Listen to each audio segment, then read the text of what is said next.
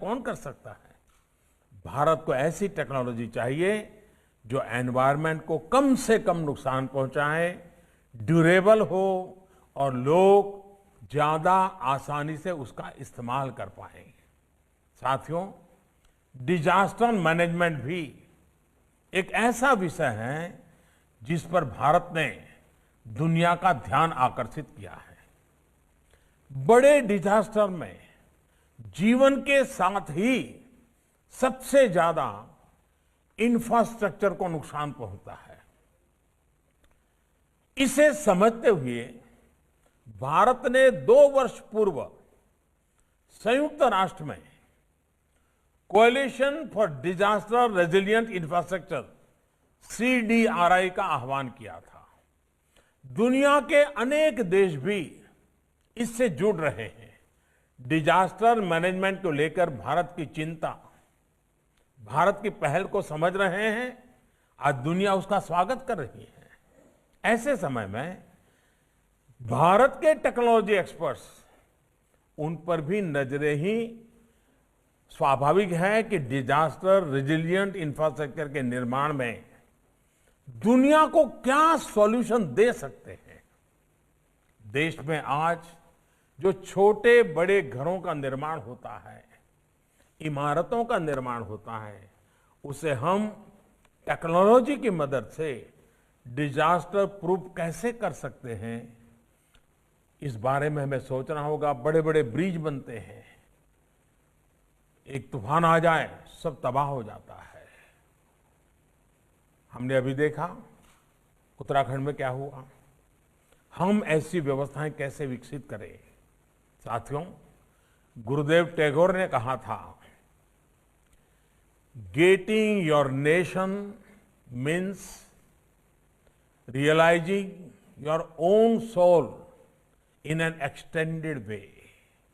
When we start recreating our nation through thought, work and service, then only can we see our own soul in our nation. आज खड़गपुर सहित देश के पूरे IIT network से देश की ये अपेक्षा है कि वो अपनी भूमिका का विस्तार करे। आपके यहां तो पहले से ही इसके लिए एक समृद्ध इकोसिस्टम है, बल्कि इंडस्ट्री 4.0 के लिए भी यहां महत्वपूर्ण इनोवेशन पर बल दिया जा रहा है। AI से जुड़ी एकेडमिक रिसर्च को इंडस्ट्रियल लेवल पर परिवर्तन करने के लिए आप काफी प्रयास कर रहे हैं। इंटरनेट ऑफ थिंग्स या फिर modern construction technology, IIT Kharagpur प्रशंसनीय काम कर रहा है। कोरोना से लड़ाई में भी आपके सॉफ्टवेयर समाधान देश के काम आ रहे हैं। अब आपको हेल्थ टेक के फ्यूचरिस्टिक सॉल्यूशन को लेकर भी तेजी से काम करना ही है। जब मैं हेल्थ टेक की बात करता हूं तो सिर्फ डेटा, सॉफ्टवेयर और हार्डवेयर यानी गैजेट्स की ही बात नहीं करता, बल्कि एक इकोसिस्टम की बात करता हूं। प्रिवेंशन से लेकर क्योर तक के आधुनिक समाधान हमें देश को देने हैं।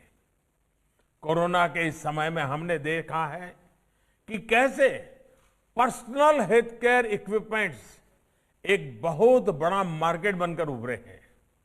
लोग पहले थर्मोमीटर और जरूरी दवाइयां तो घरों में रखते थे, लेकिन अब ब्लड प्रेशर चेक करने के लिए, शुगर चेक करने के लिए, ब्लड ऑक्सीजन चेक करने के लिए इक्विपमेंट घर में रखते हैं। हेल्थ और फिटनेस से जुड़ी इक्विपमेंट्स भी घरों में बढ़ रहे हैं। भारत में personal health care equipments affordable हो, सटीक जानकारी देने वाले हो, इसके लिए भी हमें टेक्नोलॉजी की मदद से नए समाधान विकसित करने होंगे।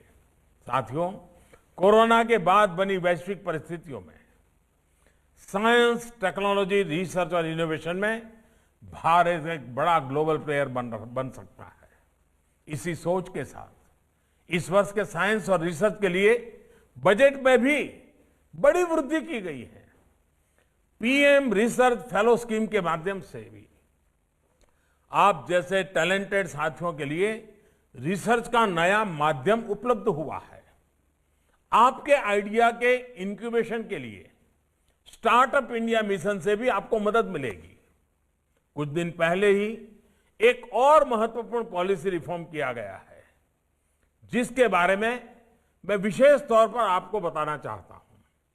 सरकार ने मैप और जियो स्पेशियल डेटा को कंट्रोल से मुक्त कर दिया है।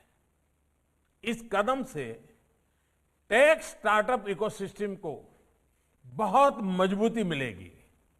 इस कदम से आत्मनिर्भर भारत का अभियान भी और तेज होगा। इस कदम से देश के युवा स्टार्टअप्स और इनोवेटर्स को नई आजादी मिलेगी। साथियों, मुझे बताया गया है कि जिमखाना में आप लोग कई सामाजिक, सांस्कृतिक, स्पोर्ट्स और दूसरी एक्टिविटीज में एक्टिव रूप से पार्टिसिपेट करते हैं। ये बहुत जरूरी है। हमारा ध्यान सिर्फ अपनी ही विशेषज्ञता तक सीमित नहीं रहना चाहिए। हमारे ज्ञान और नजरिए का व्यापक विस्तार होना चाहिए। नई राष्ट्रीय शिक्षा नीति में भी इसके लिए एक मल्टी डिसिप्लिनरी अप्रोच का विजन रखा गया है। मुझे खुशी है कि आईआईटी खड़गपुर इसमें पहल ही बेहतर काम कर सकता है। मैं आईआईटी खड़गपुर को एक और बात के लिए भी बधाई दूंगा।